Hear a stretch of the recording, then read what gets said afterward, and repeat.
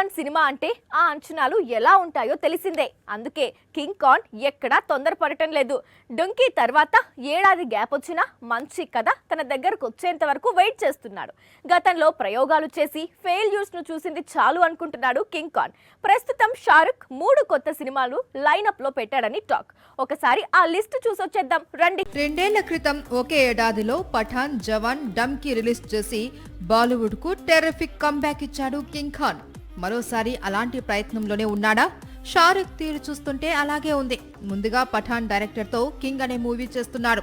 వచ్చే ఏడాది ఈ చిత్రం విడుదల కానుంది. కింగ్ తర్వాత షారుఖ్ మళ్లీ వరుస చిత్రాలతో బిజీ అయ్యే అవకాశాలు ఎక్కువగా ఉన్నాయి. 2004లో వచ్చిన బ్లాక్ బస్టర్ మై హూనాకు సీక్వెల్ చేయాలని అనుకుంటున్నాడట కింగ్ ఖాన్. ప్రస్తుతం దర్శకురాలు ఫరా ఖాన్ తో సీక్వెల్ స్టోరీ డిస్కస్ చేస్తున్నాడట. షారుఖ్ కెరియర్ లో చాలా సూపర్ హిట్స్ ఉన్నాయి, కానీ యావరేజ్ మూవీస్ కొన్నే ఉన్నాయి. అందులో రావణ్ ఒకటి. యావరేజ్ మూవీ అయినప్పటికీ ఈ మూవీ అంటే షారుఖ్ చాలా ఇష్టం. 15 ఏళ్ల క్రితమే ఇలాంటి హై ఎండ్ గ్రాఫిక్స్ నేపథ్యంలో షారుఖ్ సినిమా తీశాడు అంటే అది చిన్న విషయం కాదంటారు క్రిటిక్స్. అందుకే రావణ్ మూవీ యావరేజ్ అయినప్పటికీ షారుఖ్ ఈ చిత్రాన్ని సీక్వెల్ చేయాలని అనుకుంటున్నాడు. పఠాన్ సీక్వెల్ లోనూ షారుఖ్ నటించాలని అనుకుంటున్నాడు.